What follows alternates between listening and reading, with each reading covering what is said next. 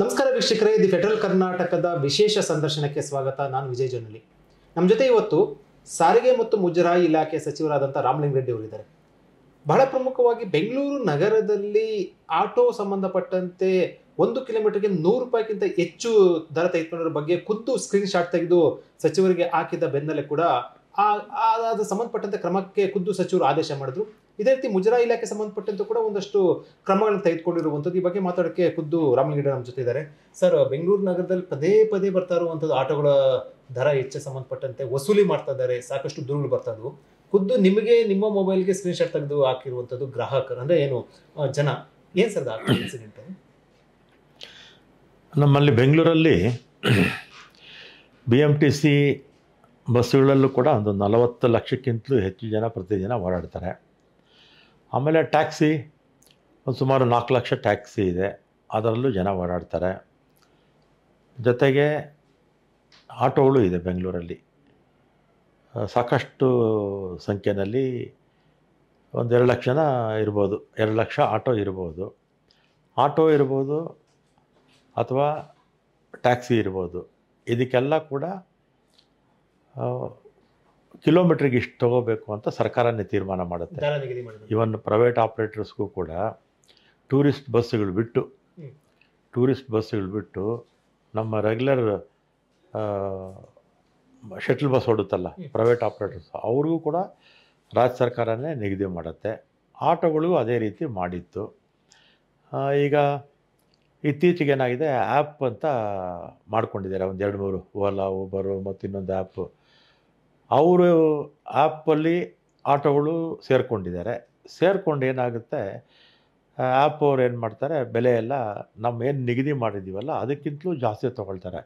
Auto ಡ್ರೈವರ್ಗಳಿಗೆ, auto ಮಾಲೀಕರಿಗೆ ಕೊಡೋದು ಸರ್ಕಾರ ಎಷ್ಟು ನಿಗದಿಪಡಿಸಿದೆಯೋ ಅಷ್ಟು ಕೊಡ್ತಾರೆ, ಅಥವಾ ಅದಕ್ಕಿಂತಲೂ ಕಮ್ಮಿನೇ ಕೊಡ್ತಾರೆ. ಆದರೆ ಆ್ಯಪ್ ಅವರು ಜಾಸ್ತಿ ಮಾಡ್ತಾರೆ. ಆ್ಯಪ್ ಅವ್ರು ಏನು ಮಾಡ್ತಾರೆ ಅಂದರೆ, ಮಳೆ ಬಂದಾಗ ಒಂದು ರೇಟು, ಅಥವಾ ಬೆಳಿಗ್ಗೆ ಪೀಕ್ ಅವರ್ಸಲ್ಲಿ ಒಂದು ರೇಟು, ಈ ರೀತಿ ಭಾಳ ದುಬಾರಿ ಮಾಡ್ತಾಯಿದ್ರು. ಅದಕ್ಕೆ ಪಬ್ಲಿಕ್ಸ್ ಎಲ್ಲ ಕಂಪ್ಲೇಂಟ್ ಮಾಡಿದ್ಮೇಲೆ ನಾನು ನಮ್ಮ ಆಯುಕ್ತರಿಗೆ ಪತ್ರ ಬರೆದು ಸಾರ್ವಜನಿಕರ ಹಿತದೃಷ್ಟಿಯಿಂದ ಸರ್ಕಾರ ಏನು ನಿಗದಿ ಮಾಡಿದೆ ಆ ನಿಗದಿ ಮಾಡೋದಕ್ಕಿಂತಲೂ ಹೆಚ್ಚಾಗಿ ಯಾರು ತೊಗೊಂಡ್ರೆ ಅವ್ರ ಮೇಲೆ ಕ್ರಮ ತಗೊಳ್ಳಿ ಅಂತ ಹೇಳಿದ್ದೀನಿ. ಮತ್ತು ಕ್ರಮ ತಗೊಂಡಂಥ ಸಂದರ್ಭದಲ್ಲಿ ಭಾಳಷ್ಟು ಆಟೋಗಳಿಗೆ ಪರ್ಮಿಟೇ ಇರಲಿಲ್ಲ, ಆಮೇಲೆ ಇನ್ಶೂರೆನ್ಸು ಕೂಡ ಇರಲಿಲ್ಲ. ಅದನ್ನು ಕೂಡ ಅದ್ರ ಬಗ್ಗೆ ಎಲ್ಲ ಕೂಡ ಗಮನ ಹರಿಸ್ತಾ ಇದ್ದಾರೆ. ನಮಗೆ ಒಟ್ಟಾರೆಯಾಗಿ ಸರ್ಕಾರ ಏನು ನಿಗದಿ ಮಾಡಿದೆ ಅಷ್ಟು ತಗೊಳ್ಳಿ, ಅವರು ಆ್ಯಪೆಲ್ಲನ ಇದ್ಕೊಳ್ಳಿ, ಹಾಗೆ ಅವರೇ ಸ್ವಂತ ಆದರೂ ಓಡಿಸ್ಕೊಳ್ಳಿ. ಆಟೋವ್ರ ಬಗ್ಗೆ ನನಗೂ ಕೂಡ ಸಿಂಪತಿ ಇದೆ, ಆ ಪ್ರಶ್ನೆ ಬೇರೆ. ಆದರೆ ಸಾರ್ವಜನಿಕರಿಗೆ ತೊಂದರೆ ಮಾಡಬಾರ್ದಲ್ಲ. 2 ಪಟ್ಟು 3 ಪಟ್ಟು ಆ್ಯಪ್ ಅವ್ರ ಜೊತೆ ಸೇರಿಕೊಂಡು ದರ ಹೆಚ್ಚು ವಸೂಲಿ ಮಾಡ್ತಿರ್ತಕ್ಕಂಥದ್ದು ಸರಿಯಲ್ಲ ಅಂತ ನನ್ನ ಅಭಿಪ್ರಾಯ. ಪತ್ರ ಬಂದ ಮೇಲೆ ಸಾರಿಗೆ ಇಲಾಖೆ ಆಯುಕ್ತರು ಏನು ಕ್ರಮ ಕೈಗೊಂಡಿದ್ದಾರೆ? ಸಾರಿಗೆ ಇಲಾಖೆ, ನಿಮ್ಮ ಇಲಾಖೆ ಕ್ರಮ ಕೈಗೊಂಡಿದೆಯಾ? ತಗೊಂಡಿದ್ದಾರೆ, ನೆನ್ನೆನೂ ತಗೊಂಡಿದ್ದಾರೆ, ಇವತ್ತು ತಗೊಳ್ತಾರೆ, ಮುಂದೆನೂ ತಗೊಳ್ತಾರೆ. ಒಟ್ಟಾರೆಯಾಗಿ ಸರ್ಕಾರ ನಿಗದಿ ಏನು ಮಾಡಿದೆಯೋ ನಿಗದಿ ಮಾಡೋದಕ್ಕಿಂತ ಹೆಚ್ಚಾಗಿ ತಗೋಬಾರ್ದು. ಮತ್ತು ಅವ್ರದ್ದು ಒಂದು ಮನವಿ ಇದೆ, ದರ ಏರಿಕೆ ಮಾಡಬೇಕು ಅಂತ ಒಂದು ಮನವಿ ಕೊಟ್ಟಿದ್ದಾರೆ. ನಮ್ಮ ಜಿಲ್ಲಾಧಿಕಾರಿಗಳು ಬೆಂಗಳೂರು ನಗರಕ್ಕೆ ಜವಾಬ್ದಾರಿ ಇರ್ತಕ್ಕಂಥವ್ರು, ಅವರು ಎಲ್ಲ ಪರಾಮರ್ಶೆ ಎಲ್ಲ ಮಾಡಿ ಅದನ್ನು ಯಾವುದು ಹೆಚ್ಚು ಮಾಡೋದಕ್ಕೂ ಕೂಡ ಅವರು ಕೂಡ ಮಾಡ್ತಾರೆ. ಏನು ಮನವಿ ಕೊಟ್ಟಿದ್ದಾರೆ? ಆಟೋ ಸಂಬಂಧಪಟ್ಟಂತೆ ಅಥವಾ ಟ್ಯಾಕ್ಸಿ ಎಲ್ಲ ಸೇರಿ ಏನು ದರ? ಅಲ್ಲ, ಆಟೋ ರೆಪ್ರೆಸೆಂಟೇಷನ್ ಕೊಟ್ಟಿದ್ರು, ಅದ್ರ ಬಗ್ಗೆ ಎಲ್ಲ ಮೀಟಿಂಗ್ ಎಲ್ಲ ಮಾಡಿದರೆ ಅದು ತೀರ್ಮಾನ ತಗೊಳ್ತಾರೆ. ಆದರೆ ತೀರ್ಮಾನ ತಗೊಳ್ಳೋವರೆಗೂ ಸರ್ಕಾರ ಏನು ನಿಗದಿ ಮಾಡಿದೆ ಅದಕ್ಕಿಂತಲೂ ಯಾರು ಕೂಡ ಜಾಸ್ತಿ ತಗೊಳ್ಳೋಕೆ ಹೋಗಬಾರ್ದು. ಈ ಸಂಬಂಧಪಟ್ಟಂತೆ ಏನಾದರೂ ಕೂಡ ಒಂದು ಹೆಲ್ಪ್ ಲೈನು ಅಥವಾ ಆ ಥರದ್ದೇನೋ ಒಂದು ನಂಬರ್ ಕೊಟ್ಟು, ಯಾಕಂದರೆ ಸಾರ್ವಜನಿಕರು ಪ್ರತಿ ಸಾರಿ ಈ ಸಮಸ್ಯೆ ಎದುರಿಸೋದ್ರಲ್ಲಿ. ಈಗ ಇನ್ನೊಂದು ಸಾರ್ವಜನಿಕರಲ್ಲಿ ಒಂದು ಮನವಿ ಮಾಡ್ತೇನೆ, ಈಗ ಕರೆದಾಗ ಆಟೋದವರು ಬರದೇ ಇರ್ತಕ್ಕಂಥದ್ದು ಅಥವಾ ಮೀಟ್ರೇ ಹಾಕೋಲ್ಲ ಅಂತ ನಾವು ಹಾಗೆ ಬನ್ನಿ ಅಂತ ಹೇಳೋದು, ಅಥವಾ ಆ್ಯಪ್ ಜೊತೆ ಸೇರಿಕೊಂಡು ಎಲ್ಲರ ಬಗ್ಗೆ ನಾನು ಹೇಳಲ್ಲ, ಕೆಲವರು ಸೇರಿಕೊಂಡು ವಸೂಲಿ ಮಾಡ್ತಿರ್ತಕ್ಕಂಥದ್ದು 2 ಪಟ್ಟು 3 ಪಟ್ಟು, ಕೆಲವು 4 ಪಟ್ಟು, ನನಗೆಲ್ಲ ಇದು ಕಳಿಸಿದ್ರು, ಅದು ಫೋಟೋ ಕಾಪೀಸ್ ಎಲ್ಲ ಕಳಿಸಿದ್ರು. ಇದು ಸಾರ್ವಜನಿಕರ ಹಿತದೃಷ್ಟಿಯಿಂದ ಇದು ಸರಿ ಇಲ್ಲ, ಕ್ರಮ ತಗೊಳ್ಳಿ ಅಂತ ಹೇಳಿದ್ದೀನಿ. ನಮ್ಮ ಆಯುಕ್ತರು ಕ್ರಮ ತಗೊಂಡಿದ್ದಾರೆ, ಮುಂದಕ್ಕೂ ಕೂಡ ತಗೊಳ್ತಾರೆ. ಸಾರ್ವಜನಿಕರು ಈ ಥರದ್ದು ಏನಾದರೂ ಬಂದರೆ ಒಂದು ನಿಮ್ಮ ಸಾರಿಗೆ ಇಲಾಖೆ ಆಯುಕ್ತರು ಅಥವಾ ಅವ್ರ ಸಂಬಂಧಪಟ್ಟಂಗೆ ಏನಾದರೂ ಕೂಡ ಈ ರೀತಿ ದೂರು ಕೊಡೋಕ್ಕೆ ಏನಾದರೂ ಒಂದು ವ್ಯವಸ್ಥೆ ಏನಾದರೂ ಮಾಡ್ತೀರಾ ಸರ್? ಪ್ರತಿ ಸಲ ನೀವೇ ಕೂಡ ಅದನ್ನು ಹ್ಯಾಂಡಲ್ ಮಾಡ್ತೀರಾ? ಹೇಳ್ತೀನಿ ಬಿಡಿ. Okay sir. ಒಂದು ಅದಕ್ಕೆ ಒಂದು ಸಪ್ರೇಟಾಗಿ ಒಂದು ಒಂದು ಫೋನ್ ಒಂದೆರಡೋ ಮೂರೋ ಫೋನ್ ಇಟ್ಟು ಹೆಲ್ಪ್ ಲೈನ್ ಆ ಥರ ಮಾಡ್ಬೋದು, ಏನು ತೊಂದರೆ ಇಲ್ಲ. ಯಾರ್ಯಾರು ಆಟೋ ಕರೆದಾಗ ಬರೋದಿಲ್ಲ, ದುಬಾರಿ ಇದು ಮಾಡುವಂಥದ್ದು, ಸೊ ಈ ಥರದಲ್ಲಿದ್ದಾಗ ದೂರು ಕೊಡ್ಬೋದು. ಸಾರ್ವಜನಿಕರು ಕೂಡ ಎಲ್ಲಿ ನ್ಯೂನ್ಯತೆಗಳಿದೆ ಅಂಥದ್ದನ್ನು ನಮ್ಮ ಸರ್ಕಾರದ ಗಮನಕ್ಕೆ ತಂದರೆ ನಾವು ಕೂಡ ಸರಿ ಮಾಡ್ಕೊಳ್ಳೋದಕ್ಕೆ ಅನುಕೂಲ ಆಗುತ್ತೆ. ಸರ್, ಈ ಆಪ್ ಸಂಬಂಧಪಟ್ಟಂದ್ರೆ ನೀವು ಇರ್ತಾರಲ್ವಾ, ಸೊ ಅವರು ಇವ್ರಿಗೆ ಒಂದೊಂದು ಬಾರಿ ನೀವು ಆಟೋ ಚಾಲಕರು ಕೂಡ ದುಡ್ಡು ಕೊಡೋದಿಲ್ಲ, ಅವರು ಕೂಡ ಮೋಸ ಮಾಡ್ತಾ ಇರುವಂಥದ್ದು. ಈಗ ಆ ಬಗ್ಗೆ ನಾನೀಗ ಮಾತಾಡೋಕೆ ಹೋಗಲ್ಲ. ಅವರು ಕೋರ್ಟಲ್ಲಿ ಒಂದು ಸ್ಟೇ ತೊಗೊಂಡಿದ್ದಾರೆ. ಸ್ಟೇ ತೊಗೊಂಡು ಇದನ್ನೆಲ್ಲ ಕೂಡ ಮಾಡ್ತಾ ಇದ್ದಾರೆ. ಕೋರ್ಟ್ ಒಂದ್ಸಲಿ ಸ್ಟೇ ವೆಕೇಟ್ ಆದರೆ ಆಮೇಲೆ ನಮ್ಮ ಕ್ರಮ ನಾವು ತಗೋಬೋದು. ಕೋರ್ಟಲ್ಲಿರೋದ್ರಿಂದ ಅದ್ರ ಬಗ್ಗೆ ನಾನೀಗ ಮಾತಾಡೋದಿಲ್ಲ. ಸರ್, ಮುಜರಾಯಿ ಇಲಾಖೆ ದೇವಸ್ಥಾನಗಳಲ್ಲಿ ಅಥವಾ ಎಲ್ಲ ದೇವಸ್ಥಾನಗಳಲ್ಲಿ 15ನೇ ತಾರೀಕಿಂದ ಆಗಸ್ಟ್ 15ನೇ ತಾರೀಕಿಂದ ಸಂಪೂರ್ಣವಾಗಿ ಆಗಸ್ಟ್ 15ಕ್ಕೆ ಯಾಕಂದರೆ 2.5 ತಿಂಗಳು ಮುಂಚೆನೇ ಸಮಯ ಕೊಟ್ಟಿದ್ದೀನಿ, ಸಮಯ ನಿಗದಿ ಮಾಡಿದ್ದೀನಿ. ಪ್ಲಾಸ್ಟಿಕ್ ಬ್ಯಾನ್ ಆಗಸ್ಟ್ 15ಕ್ಕೆ ನಮ್ಮ ದೇವಸ್ಥಾನಗಳಲ್ಲಿ ಮುಜರಾಯಿಗೆ ಸಂಬಂಧಪಟ್ಟಾಗ ನಾನು ಹೇಳ್ತಿರೋದು, ಬೇರೆ ದೇವಸ್ಥಾನಗಳು ನಮ್ಮ ವ್ಯಾಪ್ತಿಗೆ ಬರೋದಿಲ್ಲ. ಮುಜರಾಯಿ ದೇವಸ್ಥಾನಗಳಲ್ಲಿ ಯಾವುದೇ ಕಾರಣಕ್ಕೂ ಪ್ಲಾಸ್ಟಿಕ್ಕು ಬಳಸಬಾರ್ದು. ರೀಯೂಸಬಲ್ ಇದ್ದರೆ ಮಾಡ್ಕೋಬೋದು. ಈಗ ಬಕೆಟ್ ಇರುತ್ತೆ, ಆ ಥರದ್ದೆಲ್ಲ ಮಾಡ್ಕೋಬೋದು. ಮಗ್ ಇರುತ್ತೆ, ಮತ್ತು ಇನ್ಯಾವುದಾದ್ರು ರೀಯೂಸಬಲ್ ಇದ್ದರೆ ಅದನ್ನು ಮಾಡ್ಕೋಬೋದು. ಆದರೆ ಪರಿಸರಕ್ಕೆ ಹಾನಿ ಮಾಡುವಂಥ ಪ್ಲಾಸ್ಟಿಕ್ನ ನಮ್ಮ ದೇವಸ್ಥಾನದಲ್ಲಿ ಎಲ್ಲೂ ಕೂಡ ಬಳಸಬಾರ್ದು ಅಂತ ಹೇಳಿದ್ದೀನಿ. ಸ್ಟ್ರಿಕ್ಟಾಗಿ ಅದನ್ನು ಎನ್ಫೋರ್ಸ್ಮೆಂಟ್ ಮಾಡ್ತೀವಿ. ಸರ್, ಈ ಶ್ರೀಮಂತ ದೇವಸ್ಥಾನಗಳು ಅಂದರೆ ಹೆಚ್ಚು ಆದಾಯ ಬರುವಂಥ ದೇವಸ್ಥಾನದಲ್ಲಿ ಗ್ರೇಡ್ ದೇವಸ್ಥಾನಗಳಿಗೆ ಸಂಬಂಧಪಟ್ಟಂತೆ ಹಣ ವರ್ಗಾವಣೆ ಬಗ್ಗೆ ಅಥವಾ ಅಭಿವೃದ್ಧಿ ಬಗ್ಗೆ ಏನಾದರೂ, ಆಮೇಲೆ ಒಂದು ದೇವಸ್ಥಾನದಿಂದ ಇನ್ನೊಂದು ದೇವಸ್ಥಾನಕ್ಕೆ ಹಣ ವರ್ಗಾವಣೆ ಮಾಡೋದಕ್ಕೆ ನಮ್ಮಲ್ಲಿ ಕಾನೂನಲ್ಲಿ ಅವಕಾಶ ಇಲ್ಲ. 2003ರಲ್ಲಿ ಒಂದು ಹೊಸ ಕಾನೂನು ಆಯಿತು, ರಾಜ್ಯ ಧಾರ್ಮಿಕ ಪರಿಷತ್ ಅಂತ. ಆವತ್ತಿಂದ ಇದುವರೆಗೂ ಕೂಡ ಒಂದು ದೇವಸ್ಥಾನದ ಹಣ ದೇವಸ್ಥಾನಕ್ಕೂ ಟ್ರಾನ್ಸ್ಫರ್ ಆಗಲ್ಲ. ಆಮೇಲೆ ನಮ್ಮ ಟ್ರೆಜರಿಗೂ ಬರೋದೇ ಇಲ್ಲ ದೇವಸ್ಥಾನಗಳ ದುಡ್ಡು. ಒಂದು 193 ಬಿ ಗ್ರೇಡ್ ಟೆಂಪಲ್ಸ್ ಇದೆ, ಎ ಗ್ರೇಡ್ ಟೆಂಪಲ್ಸ್ 205 ಇದೆ. ಇಷ್ಟು ಕೂಡ ಹತ್ತತ್ರ 400 ದೇವಸ್ಥಾನಗಳು ಬರುತ್ತಲ್ಲ, 3 ಕಮ್ಮಿ ಬಿಟ್ಟು 397 ಅನಿಸುತ್ತೆ. ಅಷ್ಟು ಇಂಡಿಪೆಂಡೆಂಟ್ ಸರ್ಕಾರಗಳಿದ್ದಂಗೆ. ಅದಕ್ಕೆ ಒಬ್ಬರು ಅಧ್ಯಕ್ಷರಿರ್ತಾರೆ, 8 ಜನ ಸದಸ್ಯರಿರ್ತಾರೆ. ಅಲ್ಲಿ ಏನು ಹಣ ಬರುತ್ತೆ ಅದನ್ನು ಅವರೇ ಬಡ್ಜೆಟ್ ಮಾಡ್ಕೊಳ್ತಾರೆ. ಉಳಿದ್ರೆ ಅವರ ಅಕೌಂಟಲ್ಲೇ ಇಟ್ಕೊಳ್ತಾರೆ. ಅವ್ರಿಗೂ ಇನ್ನೊಂದು ದೇವಸ್ಥಾನಕ್ಕೆ ಕೊಡೋ ಅಧಿಕಾರ ಅವ್ರಿಗೂ ಕೂಡ ಇಲ್ಲ. ಆದರೆ ಮಾಧ್ಯಮಗಳಲ್ಲಿ, ಸೋಷಿಯಲ್ ಮೀಡಿಯಾದಲ್ಲಿ ಅಪಪ್ರಚಾರ ಮಾಡ್ತಾರೆ. ದೇವಸ್ಥಾನ ದುಡ್ಡನ್ನು ಮಸೀದಿಗೆ ಕೊಡ್ತಾರೆ, ಚರ್ಚಿಗೆ ಕೊಡ್ತಾರೆ, ಸರ್ಕಾರ ತೊಗೊಂಡ್ಬಿಟ್ರು ಅಂತ ಅದೆಲ್ಲ ಅಪಪ್ರಚಾರ ಮಾಡ್ತಾರೆ. ಪರ್ಟಿಕ್ಯುಲರಾಗಿ ಸೋಷಿಯಲ್ ಮೀಡಿಯಾದಲ್ಲಿ ಇದು ಭಾಳಷ್ಟು ಜನ ಗೊತ್ತಿಲ್ಲ. ನಾನು ಮಂತ್ರಿ ಆದಮೇಲಂತೂ ಸಾಕಷ್ಟು ಇದನ್ನು ಸಾರ್ವಜನಿಕರಿಗೆ ಹೇಳೋಕ್ಕೆ ಪ್ರಯತ್ನ ಮಾಡಿದ್ದೀನಿ. ನಮ್ಮ ಪೇಪರ್ದು ಅಟ್ಯಾಚ್ಮೆಂಟ್ಸ್ ಎಲ್ಲ ಬರುತ್ತಲ್ಲ, ಯಾವುದನ್ನ ಈಗ ಕಾಶಿ ಯಾತ್ರೆ ಅಂಥ ಸಂದರ್ಭದಲ್ಲೂ ಕೂಡ ಅದನ್ನೆಲ್ಲ ಕೂಡ ಹಾಕ್ತೀವಿ. ಇದು ವ್ಯಾಪಕವಾಗಿ ಅಪಪ್ರಚಾರ ಒಂದು ಪಕ್ಷ ಮಾಡ್ತಾ ಇರ್ತಕ್ಕಂಥದ್ದು. ಆ ಥರದ್ದು ಇಲ್ಲ. ಆ ಥರದ್ದೇನಾದರೂ ಸಂಶಯ ಇದ್ದರೆ ಯಾರಿಗಾದರೂ ಸಾರ್ವಜನಿಕರಿಗೆ RT ಹಾಕ್ಬಿಟ್ಟು ತಗೊಂಡ್ರೆ ಗೊತ್ತಾಗುತ್ತೆ. ಅಂದರೆ ಈ ಒಂದು ಧಾರ್ಮಿಕ ಪರಿಷತ್ ಸಂಬಂಧಪಟ್ಟಂತ ಬಿಲ್ ತಂದಿರೋದು ಕೂಡ ಇನ್ನೂ ಕೂಡ ಅದು ರಾಷ್ಟ್ರಪತಿ ಅಂಕಿತ. ರಾಷ್ಟ್ರಪತಿಗಳಿಗೆ ಮೊನ್ನೆ 7 ಮಸೂದೆಗಳನ್ನು ಮುಖ್ಯಮಂತ್ರಿಗಳು ರಾಷ್ಟ್ರಪತಿಗಳ ಜೊತೆ ಚರ್ಚೆ ಮಾಡಿದ್ದಾರೆ.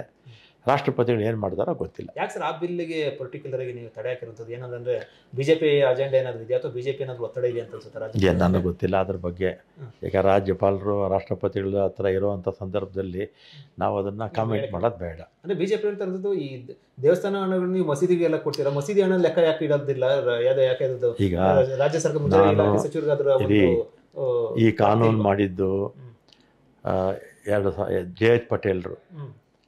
ಆಮೇಲೆ ಅದನ್ನು ಈ ಕಾನೂನನ್ನು ಅಧಿಕಾರಕ್ಕೆ ತಂದಿದ್ದು, ಅಧಿಕಾರಕ್ಕೆಲ್ಲ ಇಂಪ್ಲಿಮೆಂಟ್ ಮಾಡಿದ್ದು 2003ರಲ್ಲಿ SM ಕೃಷ್ಣ ಅವರಿದ್ದಾಗ. ಮಧ್ಯದಲ್ಲಿ 9 ವರ್ಷ BJP ಅವರು ಅಧಿಕಾರದಲ್ಲಿದ್ದರು. ಆ ಅಧಿಕಾರದಲ್ಲಿದ್ದಂಥ ಸಂದರ್ಭದಲ್ಲಿ ಇದನ್ನೆಲ್ಲ ಏನೋ ತರಬೋಯ್ತಲ್ಲ, ಅವರು ತರಬೋಯ್ತಲ್ಲ. ಈಗ ನಮಗೇನು ದೇವಸ್ಥಾನದ್ದು ಅಂತ ಕೇಳ್ತಾರಲ್ಲ, ಮಸೀದಿಗಳು ಚರ್ಚ್ಗಳದ್ದು ಅಂತೆಲ್ಲ ಮಾತಾಡ್ತಾರಲ್ಲ, ಅವರು ಅಧಿಕಾರದಲ್ಲಿದ್ದಾಗ ಅದನ್ನೆಲ್ಲ ಮಾಡ್ಬೋಯ್ತಲ್ಲ. 5 ವರ್ಷ 2008ರಿಂದ 13ವರೆಗೂ ಇದ್ದರು. ಮೊನ್ನೆ 19ರಿಂದ 23ವರೆಗೂ ಇದ್ದರು. ಅವ್ರಿಗೆ ಕಾನೂನುಗಳು ಮಾಡ್ಬೋಯ್ತಲ್ಲ, ಅವರೇ ಮಾಡ್ಬೋಯ್ತಲ್ಲ. ಸರ್, ಈ ದೇವಸ್ಥಾನದಲ್ಲಿ ಒಂದು ಹೊಸ ನಿರ್ಧಾರ ಅಂದರೆ ಪ್ಲಾಸ್ಟಿಕ್ ಸಂಪೂರ್ಣ ಬ್ಯಾನ್ ನಿಮ್ಮ ಮುಜರಾಯಿ ಇಲಾಖೆ ದೇವಸ್ಥಾನ. ಅದೊಂದು ಒಳ್ಳೆ ನಿರ್ಧಾರ. ಯಾಕಂದ್ರೆ ಪ್ರಕೃತಿ ಸೇವ್ ದೃಷ್ಟಿಯಿಂದ, ರಕ್ಷಣೆ ದೃಷ್ಟಿಯಿಂದ ಒಳ್ಳೆ ನಿರ್ಧಾರ. ಇದೇ ರೀತಿ ಈ ಸರ್ ಒಂದು ಡ್ರೆಸ್ ಕೋಡ್ ಸಂಬಂಧಪಟ್ಟಂತೆ ಏನಾದ್ರು ಕೂಡ ಚಿಂತನೆ ಆಗ್ತದೆ ಸರ್, ಅಂದ್ರೆ ಒಂದು ಸಾಂಸ್ಕೃತಿಕ ಸಂಬಂಧಪಟ್ಟಂತೆ. ಸೊ ಈಗ ನಮ್ಮ ದೇವಸ್ಥಾನಗಳಲ್ಲಿ ಹೇಗೆ ನಡೀತಾ ಇದೆಯೋ ಅದೇ ರೀತಿ ನಡ್ಕೊಂಡು ಹೋಗುತ್ತೆ. Okay sir. ಎಲ್ಲ ನಮ್ಮ ದೇವಸ್ಥಾನಗಳಿಗೆ ಜಾತಿ ಭೇದ ಅಂಥದ್ದೇನೂ ಇಲ್ಲ. ಎಲ್ಲ ಜಾತಿಯವರು ಹೋಗ್ಬೋದು. ಡ್ರೆಸ್ ಕೋಡು ಈಗ ಕೆಲವು ನಾನೇ ಹೋಗಿದ್ದೆ ಕುಕ್ಕೆನಲ್ಲಿ, ಮೂಕಾಂಬಿಕೆನಲ್ಲಿ ಇದು ಶೆಲ್ಲ ಹಾಕ್ಕೊಂಡು ಹೋಗಬೇಕು ಅಂತ ನಮ್ಮ ಸಂಪ್ರದಾಯ. ಅಲ್ಲಿ ಮಾಡ್ಕೊಂಡು ಹೋಗ್ತಾರೆ, ಮಾಡ್ಕೊಂಡು ಹೋಗಲಿ. ಆದರೆ ಬೇರೆ ಈಗ ತಿರುಪತಿಯಿಂದ ಈ ಬೇರೆ ಬೇರೆ ಕಡೆ ಎಲ್ಲ ಎಲ್ಲಿ ಈ ಬೇರೆ ದೇವಸ್ಥಾನಗಳಲ್ಲಿ ಮಾಮೂಲಿ ಹಾಕ್ಕೊಂಡು ಹೋಗ್ತಾರೆ. ಆದರೆ ದೇವಸ್ಥಾನಕ್ಕೆ ಹೇಗೆ ಬರಬೇಕೋ ಗೌರವವಾಗಿ ಆಗಿ ಬರಬೇಕು ಅಷ್ಟೇ. ಹೊಸ ಏನಾದರೂ ಕೂಡ ಆಲೋಚನೆ ಇದೆ ಅಂದರೆ ಬೇರೆ ಏನಾದರೂ ಕೂಡ ಕ್ರಮಗಳು ಅಥವಾ ಮತ್ತೊಂದು ಹೊಸ ರೂಪ ಕೊಡುವಂಥದ್ದು? ಹೊಸ ರೂಪ ಕೊಡುವಂಥದ್ದು ಭಾಳಷ್ಟಿದೆ. ಒಂದು, ಅತಿ ಹೆಚ್ಚು ಜನ ಹೋಗ್ತಾ ಇರ್ತಕ್ಕಂಥ ದೇವಸ್ಥಾನಗಳಿಗೆ ಹೆಚ್ಚು ಆದ್ಯತೆ ನಮ್ಮ ಸರ್ಕಾರ ಕೊಡ್ತಾ ಇದೆ. ಮೊದಲನೇದಾಗಿ ಹುಲಿಗಮ್ಮ ಹತ್ತತ್ರ 80 ಲಕ್ಷ ಜನ ಹೋಗ್ತಾರೆ ಒಂದು ವರ್ಷದಲ್ಲಿ. ಅಲ್ಲೂ ಕೂಡ ಮಾಸ್ಟರ್ ಪ್ಲ್ಯಾನ್ ಅಪ್ರೂವ್ ಮಾಡಿಕೊಟ್ಟಿದ್ದೀನಿ. ಅಲ್ಲೂ ಕೂಡ ಕೆಲಸ ಕಾರ್ಯಗಳು ತಗೊಳ್ಳೋಕ್ಕೀಗ ಈಗಾಗಲೇ ಅನುಮೋದನೆ ಕೊಟ್ಟಿದ್ದೀವಿ. ಒಂದು 4-5 ವರ್ಷದಲ್ಲಿ ಅದು ಒಂದು ಶೇಪ್ ಬರುತ್ತೆ. 4-5 ವರ್ಷ ಬೇಕಾಗಿಲ್ಲ, 2 ವರ್ಷ 3 ವರ್ಷದಲ್ಲೇ ಬರುತ್ತೆ. ಆಮೇಲೆ ಘಾಟಿ ಸುಬ್ರಹ್ಮಣ್ಯ, ಅಲ್ಲೊಂದು 25 ಲಕ್ಷ ಜನ ಹೋಗ್ತಾರೆ ವರ್ಷಕ್ಕೆ. ಬೆಂಗಳೂರು ಹತ್ತಿರ ಇದೆ. ಅಲ್ಲೂ ಕೂಡ ಅಥಾರಿಟಿ ಮಾಡಿದ್ದೀವಿ. ಅಲ್ಲೂ ಕೂಡ ಅಭಿವೃದ್ಧಿ ಕಾರ್ಯಗಳು ಇನ್ನೂ ಅನುಮೋದನೆ ಕೊಟ್ಟಿಲ್ಲ, ಎಲ್ಲ ಎಸ್ಟಿಮೇಟ್ಸ್ ಎಲ್ಲ ಮಾಡ್ತಾಯಿದ್ದಾರೆ. ಆಮೇಲೆ ಇದ್ರದ್ದು ರೇಣುಕಾಯಲ್ಲಮ್ಮದು ಜಂಟಿಯಾಗಿ ಅಲ್ಲಿ 2 ಪ್ರಾಧಿಕಾರ ಇದೆ, ಒಂದು ಟೂರಿಸಮ್ದು, ಒಂದು ನಮ್ಮದು. ಅಲ್ಲೂ ಕೂಡ ಒಂದು 2 ವರ್ಷದಲ್ಲೇ ಒಂದು ಇದೇ ಚೇಂಜ್ ಆಗುತ್ತೆ. ಯಾವುದು ರೇಣುಕಾಯಲ್ಲಮ್ಮ ಗುಡ್ಡ ಇದೆಯಲ್ಲ, ಆ ಒಂದು ಶೇಪೇ ಚೇಂಜ್ ಆಗುತ್ತೆ. ಆ ಥರದ ಕಾರ್ಯಕ್ರಮಗಳನ್ನು ಹಾಕ್ಕೊಂಡಿದ್ದೀವಿ. ಅದಾದಮೇಲೆ ಈಗ MMLಸಲ್ಲಿರ್ತಕ್ಕಂಥ ಮಲೆಮಹದೇಶ್ವರ ದೇವಸ್ಥಾನ ಈಗ ಪ್ರಾಧಿಕಾರ 10 ವರ್ಷ ಆಯಿತು, ಸಾಕಷ್ಟು ಬದಲಾವಣೆ ಆಗಿದೆ. ಮೈಸೂರಲ್ಲಿ ಮುಖ್ಯಮಂತ್ರಿಗಳ ಅಧ್ಯಕ್ಷರಾಗಿದ್ದಾರೆ ಚಾಮುಂಡಿ ಬೆಟ್ಟದ್ದು, ಅಲ್ಲೂ ಕೂಡ ಕಾರ್ಯಕ್ರಮಗಳು ಹಾಕ್ಕೊಂಡಿದ್ದೀವಿ. ಮತ್ತು ಕುಕ್ಕೆ ಸುಬ್ರಹ್ಮಣ್ಯದಲ್ಲಿ ಅಲ್ಲೂ ಕೂಡ ಅತಿ ಹೆಚ್ಚು ಜನ ಹೋಗ್ತಾ ಇರ್ತಕ್ಕಂಥ ದೇವಸ್ಥಾನ. ನಾನು ನಿನ್ನೆ ಹೋಗಿದ್ದೆ, ಅಲ್ಲಿ ಸಾಕಷ್ಟು ಬದಲಾವಣೆ ತರಬೇಕಾಗಿದೆ. ಯಾಕಂದರೆ ಸಾರ್ವಜನಿಕರ ಹಿತದೃಷ್ಟಿಯಿಂದ ಅನೇಕ ಕಾರ್ಯಕ್ರಮಗಳನ್ನು ಹಾಕ್ಕೊಂಡು ಅಲ್ಲಿರ್ತಕ್ಕಂಥ ವ್ಯವಸ್ಥಾಪನಾ ಸಮಿತಿಗೆ ಮತ್ತು ನಮ್ಮ ಪ್ಲ್ಯಾನಿಂಗ್ ಕಮಿಟಿ ಒಂದಿದೆ, ಅವ್ರಿಗೆಲ್ಲ ನೆನ್ನೆ ಸಲಹೆ ಕೊಟ್ಟು ಬಂದಿದ್ದೀನಿ. ಚಾಮುಂಡೇಶ್ವರಿ ಪ್ರಾಧಿಕಾರ ಮಾಡಿ ಸಂಬಂಧಪಟ್ಟ ಒಂದಷ್ಟು ಆಕ್ಷೇಪ ವ್ಯಕ್ತವಾಯಿತು. ಖುದ್ದು ಆ ಭಾಗದ ಸಂಸದರು ಕೂಡ, ರಾಜಮಂತ್ರಿಗಳು ಕೂಡ ಆಕ್ಷೇಪ ವ್ಯಕ್ತಪಡಿಸಿದ್ರು. ಇದು ಈಗ ಅವರು ಆಕ್ಷೇಪ ವ್ಯಕ್ತಪಡಿಸಿದ್ದಾರೆ, ಕೋರ್ಟಲ್ಲಿ ಕೇಸು ಹಾಕ್ಕೊಂಡಿದ್ದಾರೆ. ಅದ್ರ ಬಗ್ಗೆ ನಾನು ಈಗೇನು ಮಾತಾಡೋದು ಸೂಕ್ತ ಅಲ್ಲ. ಆದರೂ ಇದೇನಾಗಿದೆ, ಈ ದೇವಸ್ಥಾನ ಬ್ರಿಟಿಷರ ಕಾಲದಲ್ಲೇ ಮುಜರಾಯಿಗೆ ಬಂದಿತ್ತು. ಬ್ರಿಟಿಷರ ಕಾಲದಲ್ಲೇ ಮುಜರಾಯಿ ಇದೆ, ಆವಾಗಲಿಂದ ಮುಜರಾಯಲ್ಲೇ ಇತ್ತು. ಇತ್ತೀಚೆಗೇನೆ ಅವರು ಕೋರ್ಟಲ್ಲಿ ಕೇಸ್ ಹಾಕ್ಕೊಂಡಿದ್ದಾರೆ. ಮೊದಲು ಅವರೇ ಕಟ್ಟಿದ್ದು, ಅವ್ರದ್ದೇ ಸೇರಿತ್ತು. ಆ ಕಾಲದಲ್ಲೇ ಅದು ಮುಜರಾಯಿಗೂ ಕೂಡ ವ್ಯಾಪ್ತಿಗೆ ಬರ್ತಿತ್ತು. ಕೋರ್ಟಲ್ಲಿ ಕೇಸ್ ಇರೋದ್ರಿಂದ ಅದ್ರ ಬಗ್ಗೆ ಹೆಚ್ಚು ಮಾತಾಡೋದು ಬೇಡ. ಸರ್, ರಾಜ್ಯಾದ್ಯಂತ ಮುಜರಾಯಿ ಇಲಾಖೆಯ ದೇವಸ್ಥಾನಕ್ಕೆ ಸೇರಿದ ಒಂದಷ್ಟು ಜಮೀನುಗಳೇನಿದೆ, ಸೊ ಸರ್ಕಾರಿ ಜಮೀನುಗಳು ಒತ್ತುವರಿ ಆಗಿರುವಂಥದ್ದು ನಮ್ಮಲ್ಲಿ 36,000 ಎಕರೆ ಜಮೀನು ನಮ್ಮ ದೇವಸ್ಥಾನಗಳಿಗೆ ಸೇರಿದೆ. 36,000 ಎಕರೆ. ಅದರಲ್ಲಿ ಇಂಡೀಕರಣ ಆಗಿರಲಿಲ್ಲ, ಅಂದರೆ ದೇವಸ್ಥಾನಕ್ಕೆ ಹೆಸರಿಗೆ ಬಂದಿರಲಿಲ್ಲ. ಜಂಟಿ ಖಾತಾದಲ್ಲಿರ್ತಿತ್ತು, ಅಥವಾ ಬೇರೆ ಯಾರನ್ನ ಸರ್ಕಾರಿ ಅಂತ ಇದ್ಬಿಟ್ಟಿತ್ತು. ಆದರೆ ಮುಜರಾಯಿ ಅಂತ ಬರಬೇಕು, ಸರ್ಕಾರ ಅಂತಿರುತ್ತೆ, ಮುಜರಾಯಿ ಅಂತ ಬರಬೇಕು. ಈ ಥರ ಟೆಕ್ನಿಕಲ್ಲಾಗಿ ಬೇಕಾದಷ್ಟು ಸಮಸ್ಯೆಗಳಿತ್ತು. ಅದರಲ್ಲೀಗ ಮೊನ್ನೊಂದು 6 ತಿಂಗಳ ಮುಂಚೆನೇ 15,000 ಎಕರೆ ಇಂಡೀಕರಣ ಅಂದರೆ ಆಯಾ ದೇವಸ್ಥಾನದ ಹೆಸರಿಗೆ ಪಾಣಿ ಬರುತ್ತೆ, ವರ್ಗಾವಣೆ ಆಗಿದೆ. ಇನ್ನೂ 20,000 ಎಕರೆ ಆಗಬೇಕು. ನಮ್ಮ ರೆವೆನ್ಯೂ ಸೆಕ್ರೆಟ್ರಿ ಅವರು, ನಮ್ಮ ಕಟಾರಿ ಅವರು ನಮಗೂ ಮುಜರಾಯಿಗೂ ಅವರ ಸೆಕ್ರೆಟ್ರಿ ಅವರು, ಅವ್ರಿಗೆ ಒಂದು ಡೈರೆಕ್ಷನ್ಸ್ ಕೊಟ್ಟಿದ್ದಾರೆ, ಎಲ್ಲ ಜಿಲ್ಲಾಧಿಕಾರಿಗಳಿಗೆ ಡೈರೆಕ್ಷನ್ಸ್ ಕೊಟ್ಟು ಆ 20,000 ಎಕರೆನೂ ಕೂಡ ಆದಷ್ಟು ಬೇಗ ದೇವಸ್ಥಾನಗಳ ಹೆಸರಿಗೆ ಬರೋ ಕೆಲಸ ಮಾಡಬೇಕು ಅಂತ. ಯಾಕಂದರೆ ರೆವಿನ್ಯೂ ಇಲಾಖೆ ನನ್ನ ವ್ಯಾಪ್ತಿಗೆ ಬರಲ್ಲ, ಸರ್ವೇಯರ್ಸು ನನ್ನ ವ್ಯಾಪ್ತಿಗೆ ಬರಲ್ಲ. ಆದ್ದರಿಂದ ಅವ್ರಿಗೆ ಹೇಳಿ ಅವ್ರ ಮುಖಾಂತರ ಎಲ್ಲ ಮಾಡಿಸ್ತಾಯಿದ್ವಿ. ಸರ್, ಮೊನ್ನೆ ನೀವು ಕುಮಾರಸ್ವಾಮಿ ಭೇಟಿ ಮಾಡಿದ ತಕ್ಷಣ ಕೂಡ ನಮ್ಮ ಬೆಂಗಳೂರಿಗೆ, ರಾಜ್ಯಕ್ಕೆ ಎಲೆಕ್ಟ್ರಿಕ್ ಬಸ್ಸು 4,000 ಹೆಚ್ಚು ಬಸ್, ಅದು ನಮ್ಮ ಬಡ್ಜೆಟಲ್ಲೇ ಪ್ರಪೋಸಲ್ ಕೊಟ್ಟು ಭಾಳ ದಿನ ಆಗಿತ್ತು. ನಮ್ಮ ಬಡ್ಜೆಟಲ್ಲೂ ಕೂಡ ಬಂದಿತ್ತು. ಸಿದ್ದರಾಮಯ್ಯ ಅವ್ರ ಬಡ್ಜೆಟ್ ಇತ್ತಲ್ಲ, ಅದರಲ್ಲೇ ಈ ಥರ ಕೇಂದ್ರ ಸರ್ಕಾರದಿಂದ ಮಾಡ್ತೀವಿ ಅಂತ ಒಂದು 7,500 ಆ್ಯಕ್ಚುಲಾಗಿ 7,500 ಬಸ್ಸಸ್ಸು ಅಂತ ನಾವು ಮಾಡಿದ್ವಿ. ಈಗ ಪ್ರಥಮ ಹಂತದಲ್ಲಿ 4,500 ಕೊಟ್ಟಿದ್ದಾರೆ. ಇನ್ನು ಉಳಿದಿರ್ತಕ್ಕಂಥದ್ದು ಮುಂದಕ್ಕೆ ಕೊಡ್ತಾರೆ. ಸಹಕಾರ ಕೊಟ್ಟಿದ್ದಾರೆ ಅನ್ಸುತ್ತೆ ಸರ್ ಕುಮಾರಸ್ವಾಮಿ ಅವರು ತಮಗೆ? ಕೊಡ್ತಾರೆ. ಆಮೇಲೆ ಸಾರಿಗೆ ಅದು ಏನಂದರೆ ನಮಗೆ ಈ ನಮ್ಮ ಸಂಸ್ಥೆಗೆ ಬಸ್ ಕೊಟ್ಟರೆ ಚೆನ್ನಾಗಿರುತ್ತೆ. ಮೊದಲೆಲ್ಲನೂ UPA ಸರ್ಕಾರ ಇದ್ದಾಗ 25% ಸಂಸ್ಥೆ ಅಂದರೆ BMTC KSRTC ಕಟ್ಬಿಟ್ರೆ 25% ರಾಜ್ಯ ಸರ್ಕಾರ ಕೊಡೋದು, 50% ಸಬ್ಸಿಡಿ ಕೇಂದ್ರ ಸರ್ಕಾರ ಕೊಡ್ತಾಯಿದ್ರು. ಆಮೇಲೆ ನಗರ ಸಾರಿಗೆಗೆ 50% ಸಂಸ್ಥೆ ಅಂದರೆ BMTC, 25% ರಾಜ್ಯ ಸರ್ಕಾರ, 25% ಕೇಂದ್ರ ಸರ್ಕಾರ. ನಗರ ಸಾರಿಗೆಗೆ 50%ಗೆ ದುಡ್ಡು ಬಸ್ ಸಿಕ್ಬಿಡೋದು. ಗ್ರಾಮಾಂತರಕ್ಕೆ 25% ಬಸ್ ವ್ಯಾಲ್ಯೂನಲ್ಲಿ ಕಟ್ಟಿದ್ರೆ ಬಸ್ ಕೊಟ್ಬಿಡೋದು. ಈಗೇನಾಗುತ್ತೆ, GCC ಮಾಡಲ್ಲ ಅಂತ ಮಾಡಿದ್ದಾರೆ. ಇದು ಕುಮಾರಸ್ವಾಮಿ ಅವರು ಮಾಡಿದ್ದಿಲ್ಲ, ಇದಕ್ಕೆ ಹಿಂದೆನೇ ಮಾಡಿದರು. GCC ಮಾಡಲ್ ಅಂದರೆ ಗ್ರಾಸ್ ಕಾಸ್ಟ್ ಕಾಂಟ್ರಾಕ್ಟ್ ಅಂತ. ಅದೇನಾಗುತ್ತೆ, ಟೆಂಡ್ರ್ ಕರೀತಾರೆ. ಯಾರೋ ಟಾಟಾ ಮತ್ತು ಈ ಲೇಲ್ಯಾಂಡು ಬೇರೆ ಬೇರೆ ಯಾರೋ ಸಂಸ್ಥೆಗಳಿದ್ದಾರೆ, ಅವರು ಟೆಂಡ್ರ್ ಹಾಕ್ತಾರೆ. ಬಸ್ ಅವ್ರದ್ದು, ಸಬ್ಸಿಡಿನೂ ಸರ್ಕಾರ ಅವ್ರಿಗೆ ಕೊಡ್ತಾರೆ. ಅವ್ರ ಡ್ರೈವರ್ ಅವ್ರದ್ದು, ಮೈಂಟೆನೆನ್ಸ್ ಅವ್ರದ್ದು. ನಾವು ಅವ್ರ ಹತ್ರ ಬಾಡಿಗೆ ತೊಗೋಬೇಕು. ನಾವು ಕಿಲೋಮೀಟ್ರಿಗೆ ಎಷ್ಟು ಅಂತ ಬಾಡಿಗೆ ಕೊಡಬೇಕು. ಕಂಡಕ್ಟರ್ ನಮ್ಮವ್ರು ಹಾಕ್ಕೋಬೇಕು. ಬಸ್ ಅಂತೂ ನಮ್ಮದಲ್ಲ. ಅಲ್ಲ, ಅನುಕೂಲ ಆಗುತ್ತೆ, ಆದರೆ ಬಸ್ ನಮಗೆ ಬರಲ್ವಲ್ಲ, ನಮ್ಮ ಸಂಸ್ಥೆಗೆ ಪ್ರೈವೇಟ್ ಅವ್ರದ್ದು ಇರುತ್ತೆ.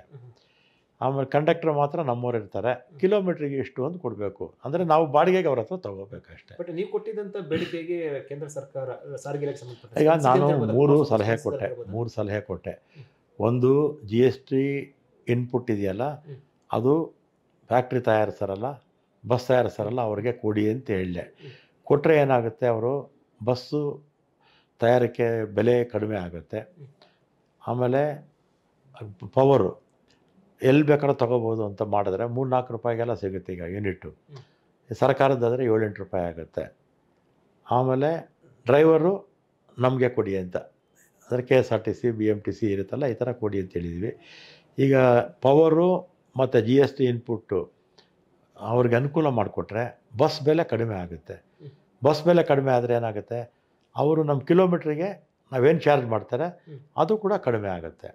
ಆವಾಗ ನಮ್ಮ ಸಂಸ್ಥೆಗೂ ಬೆನಿಫಿಟ್ ಆಗುತ್ತೆ, ನಮ್ಮ ಜನ ಓಡಾಡ್ತಾರಲ್ಲ ಅವ್ರಿಗೂ ಕೂಡ ಬರ್ಡನ್ ಆಗಲ್ಲ.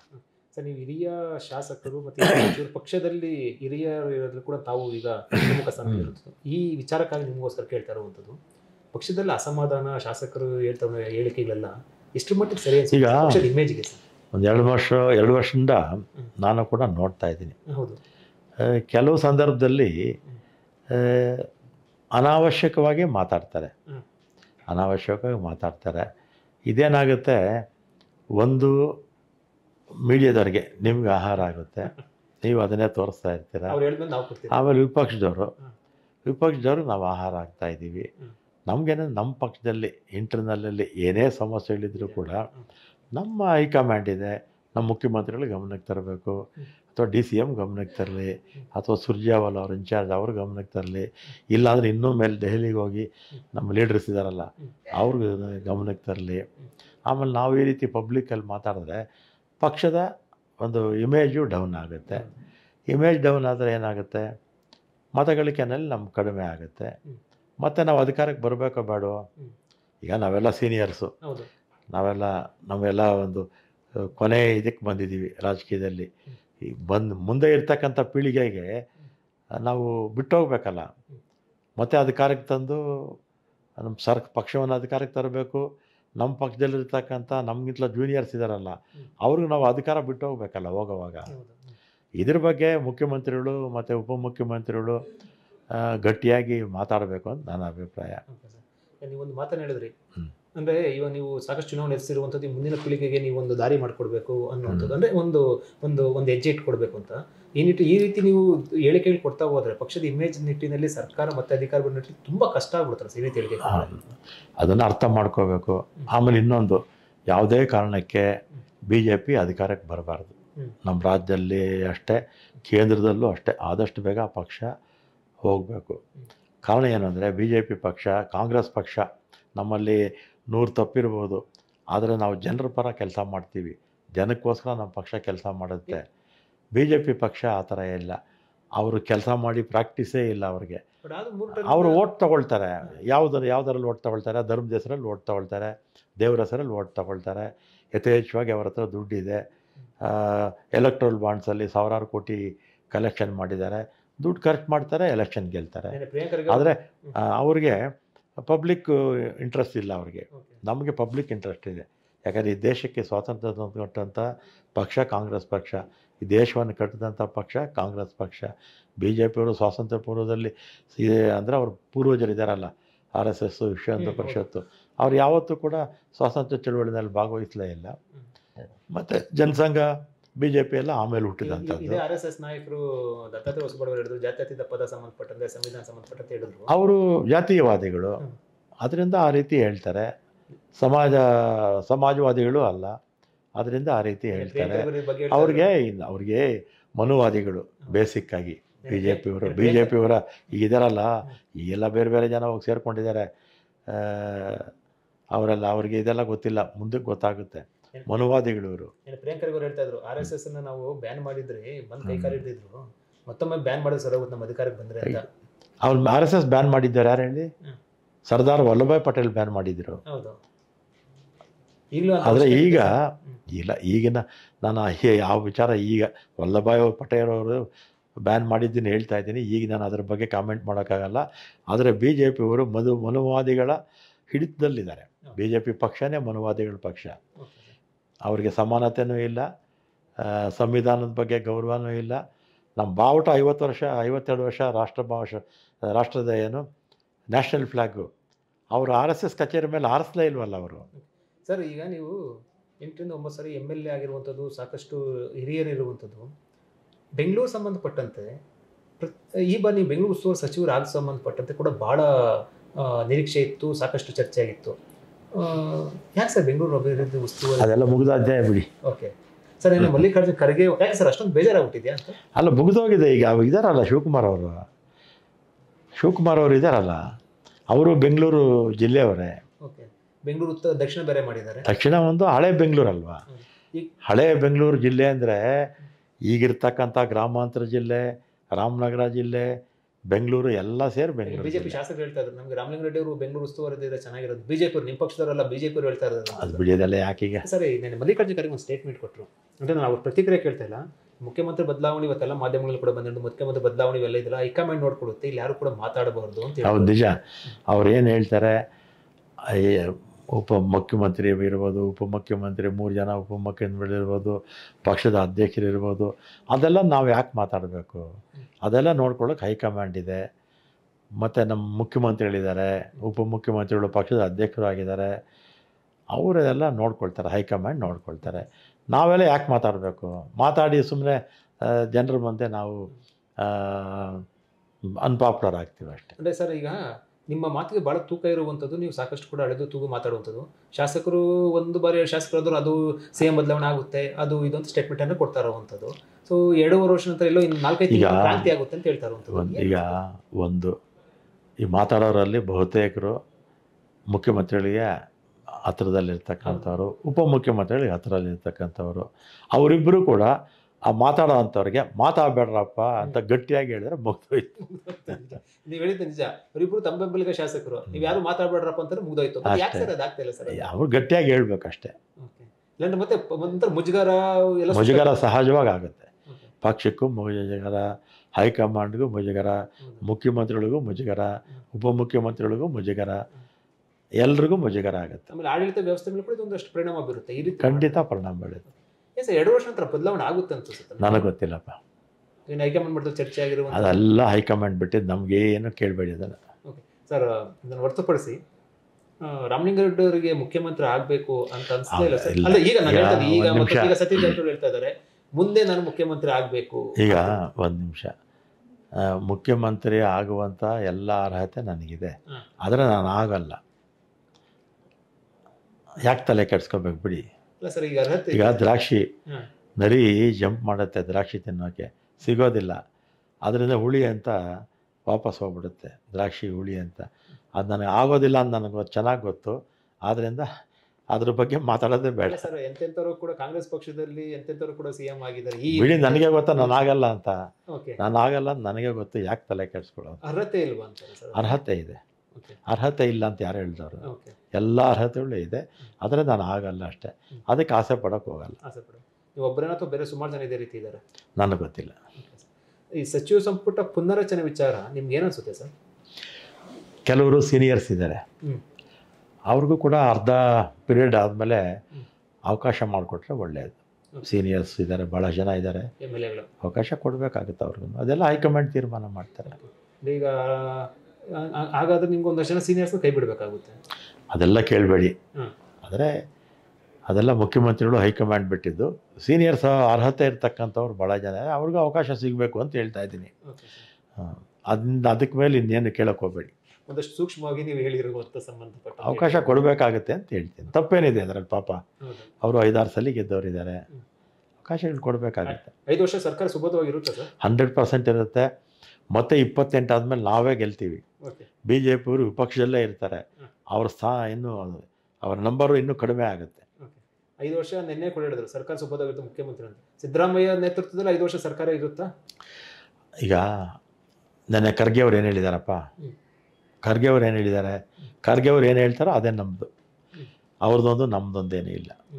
ಸಿದ್ದರಾಮಯ್ಯ ಬಗ್ಗೆ ಅಭಿಪ್ರಾಯ ಸರ್, ಆಡಳಿತ ಸಂಬಂಧಪಟ್ಟಂತೆ ಚೆನ್ನಾಗ್ತಾ ಇದೆ ಅನ್ಸುತ್ತೆ? ಸಿದ್ದರಾಮಯ್ಯ ಅವರು ಅತ್ಯಂತ ಜನಪ್ರಿಯ ನಾಯಕರಲ್ಲಿ ನಮ್ಮ ರಾಜ್ಯದಲ್ಲಿ. ಅವರೇ ಎಲ್ಲ ಪಕ್ಷಗಳು ಸೇರಿದೆ, ಎಲ್ಲ ಪಕ್ಷದ ನಾಯಕರಲ್ಲೂ ನಂಬರ್ 1 ಯಾರು ಜನಪ್ರಿಯ ನಾಯಕ ಅಂದರೆ ಸಿದ್ದರಾಮಯ್ಯ ಅವರು. ಆಮೇಲೆ ಜ್ಞಾಪಶಕ್ತಿ ಭಾಳ ಚೆನ್ನಾಗಿದೆ. ಅದರಲ್ಲೂ ಆರ್ಥಿಕ ಇಲಾಖೆ ಅವರು ಭಾಳ ಸಲ ಆರ್ಥಿಕ ಇಲಾಖೆ ಜವಾಬ್ದಾರಿ ಹೊತ್ತಂಥವರು. 15-16 ಬಾರಿ ಬಡ್ಜೆಟ್ ಮಂಡನೆ ಮಾಡಿದ್ದಾರೆ. ಹಿಂದುಳಿದವ್ರ ಬಗ್ಗೆ, ಆರ್ಥಿಕವಾಗಿ ದುರ್ಬಲರ ಬಗ್ಗೆ ಅವರಿಗೆ ವಿಶೇಷ ಒಂದು ಅನುಕಂಪ ಇದೆ. ಅನುಕಂಪ ಅಂದರೆ ಅವ್ರಿಗೇನಾದರೂ ಕಾರ್ಯಕ್ರಮಗಳು ಕೊಡಬೇಕು ಅಂತ. ಅನ್ಯಾಯಕ್ಕೆ ಒಳಪಟ್ಟಂಥವ್ರು, ಈಗ ಅಂಬೇಡ್ಕರ್ ಅವರು ತುಳಿತಕ್ಕೆ ಒಳಪಟ್ಟವರು ಅಂತೇಳಿ ಅದೇನು ಈ ಥರದ ಜನ ಅಂತೇನೂ ಇಲ್ಲ. ಎಲ್ರಿಗೂ ಕೂಡ ಅವರು ಕಾರ್ಯಕ್ರಮಗಳು ಮಾಡಬೇಕಾ, ಅದೇ ಥರ ಇವರು ಹೆಚ್ಚು ಬಜೆಟ್ ಮಂಡನೆ ಮಾಡೋದು ಈ ಸರ್ಕಾರ 2 ಬಜೆಟ್ ಮಂಡನೆ ಮಾಡಿರುವಂಥದ್ದು 2ನೇ ಬಾರಿ CM ಆದಾಗ. ಸೊ ಇನ್ನೂ ಕೂಡ 3 ಬಜೆಟ್ ಮಂಡನೆ ಮಾಡ್ತಾರೆ CM ಅವರು. ಈಗ ಅದನ್ನು ಖರ್ಗೆ ಅವರು ಏನು ಹೇಳಿದ್ದಾರೆ, ಏನು ಮಾತಾಡಬೇಡಿ ಅಂತ ಹೇಳಿದ್ದಾರೆ. ಅದರಿಂದ ಏನು ಮಾತಾಡಲ್ಲ. ನೀವು ಎಷ್ಟೇ ತಿರುಗಿಸಿ ಮರಗಿಸಿ ಕೇಳಿದ್ರು ನಮ್ದು ಇಷ್ಟೇ ಉತ್ತರ. 136 ಜನ ಶಾಸಕರು ಅವ್ರ ಜೊತೆಲಿದ್ದಾರೆ ಅಂತ ಕೆಲವರು ಹೇಳ್ತಾರೆ. DK ಶಿವಕುಮಾರ್ ಜೊತೆ ಒಂದಷ್ಟು ಶಾಸಕರು ನಮ್ಮ ಪಕ್ಷದಲ್ಲಿ 136 ಅಲ್ಲ, ಇನ್ನೂ 2 ಮೊನ್ನೆ ಗೆದ್ದಿರಲ್ಲ. 138 ಜನನು ಸಿದ್ದರಾಮಯ್ಯರು DK ಶಿವಕುಮಾರ್ ಜೊತೆಲೇ ಇದ್ದಾರೆ. ಸರ್, BBMP ಚುನಾವಣೆ ಯಾಕೆ ಸರ್? ಅದು ರಾಜಕಾರಣ ಅದಾಯಿತು. BBMP ಚುನಾವಣೆ ಸಂಬಂಧಪಟ್ಟಂತೆ ಯಾಕೆ ಇನ್ನೂ ಆಗ್ತಾ ಇಲ್ಲ? ಯಾಕಂದ್ರೆ BBMP ಚುನಾವಣೆ ಬಗ್ಗೆ ಸುಪ್ರೀಂ ಕೋರ್ಟ್ಗೆ ಅಫಿಡವಿಟ್ ಹಾಕಿದ್ದಾರೆ, ಚುನಾವಣೆ ಮಾಡ್ತೀವಿ ಅಂತ. ಅದರಿಂದ ಮಾಡಬೇಕಾಗತ್ತೆ. ಓಕೆ ಸರ್, ಬಟ್ ನಿಮ್ಮ ಸರ್ಕಾರ ಅದಕ್ಕೆ ನಿರಾಸಕ್ತಿ ತೋರಿಸ್ತಾ ಇದೆ. ಅದು ವಿಶೇಷ. ಸುಪ್ರೀಂ ಕೋರ್ಟ್ಗೆ ನಮ್ಮ ಸರ್ಕಾರನೇ ಅಫಿಡವಿಟ್ ಹಾಕಿರೋದ್ರಿಂದ ನಿರಾಸಕ್ತಿ ಪ್ರಶ್ನೆನೇ ಬರೋದಿಲ್ಲ. ಇವತ್ತೆಲ್ಲ ನಾಳೆ ಮಾಡಲೇಬೇಕು, ಮಾಡ್ತಾರೆ. ಬೆಂಗಳೂರು ಟನಲ್ ರೋಡ್ ಬೇರೆ ಆಗ್ತಾರೆ, ಅದಕ್ಕೆ ಬಹಳ ಆಕ್ಷೇಪಗಳು ವ್ಯಕ್ತ ಆಗ್ತಾ ಇದೆ. ಈಗ ಇನ್ನೊಂದು ಚರ್ಚೆ ಆಗ್ತಾ ಇರುತ್ತೆ. ಈಗ BJP ಅವರು ಇನ್ನು ಕೆಲವರು ಇದ್ದಾರೆ, ನೀವು ಏನೇ ಒಳ್ಳೆ ಕೆಲಸ ಮಾಡೋಕ್ಕೆ ಹೋಗಲಿ ವಿರೋಧ ಮಾಡ್ತಾರೆ. ಟನಲ್ ರೋಡ್ಸ್ ಏನು ನಮ್ಮ ದೇಶದಲ್ಲೇನು ಇದೇನು ಟನಲ್ಗಳಿಲ್ವಾ? ಬೇಕಾಷ್ಟು ಟನಲ್ಸ್ ಎಲ್ಲ ಬಂದು ಹೋಗಿ ನಮ್ಮಲ್ಲಿ ಮಾಡಿದ್ದಾರೆ ಟನಲ್ ರೋಡ್ಸು. ಪ್ರಪಂಚದಲ್ಲಿ ಬೇರೆ ಬೇರೆ ಭಾಗದಲ್ಲಿ ಹೋಗಿ ಎಲ್ಲ ಕಡೆ ಟನಲ್ ರೋಡ್ಸ್ ಇದ್ದಾರೆ. ಸಮುದ್ರದಲ್ಲಿ ಟನಲ್ ರೋಡ್ ಮಾಡಿದ್ದಾರೆ. ಏನು ಮಾಡಿದ್ರೆ ತಪ್ಪೇನಿದೆ?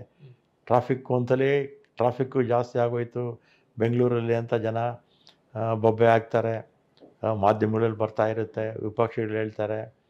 ಏನು ಟನಲ್ ರೋಡ್ ಮಾಡೋದು ತಪ್ಪೇನಿದೆ?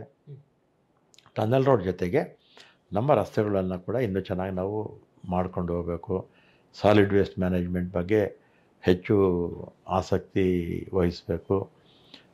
ದಿನನಿತ್ಯದ ಕೆಲಸಗಳನ್ನು ಕೂಡ ನಾವು ಹೆಚ್ಚು ಮಾಡಿ, ಅದ್ರ ಜೊತೆಗೆ ಬರೀ ಟನಲ್ ರೋಡ್ ಎಲ್ಲ, ಈ ಫ್ಲೈಓವರ್ಸ್ ಇರುತ್ತಲ್ಲ, ಈ ಎಲ್ಲ ಕಡೆ ಜಾಯಿಂಟ್ ಆಗುವಂಥದ್ದು, ಸೇರುವಂಥದ್ದು, ಏನಮ್ಮ ಲಿಂಕು, ಅದನ್ನು ಕೂಡ ಆಗಬೇಕು. ಬೆಂಗಳೂರು ಈಗ ಬೆಂಗಳೂರಲ್ಲಿ ಏನಾಗಿದೆ, ಇನ್ನು ನೀವು ರಸ್ತೆ ಅಗಲೀಕರಣ ಮಾಡೋಕ್ಕಾಗಲ್ಲ. ಕಾರಣ ಏನಂದರೆ 3 ಪಟ್ಟು ಜಾಸ್ತಿ ಕೊಡಬೇಕು. ಈಗೆಲ್ಲ ಬೆಂಗಳೂರು ಡೆವಲಪ್ ಆಗೋಯ್ತು. ಅದಕ್ಕೆ ನಾವು ಫ್ಲೈಓವರ್ಸ್ಗೆ ನಾವು ಹೋದರೆ ಒಳ್ಳೆಯದು, ಟನಲ್ ರೋಡ್ಸು ಒಳ್ಳೆಯದು. ಸುಮ್ಮನೆ ಮಾತಾಡೋರು ಮಾತಾಡ್ತಾರೆ ವಿಪಕ್ಷದವರು.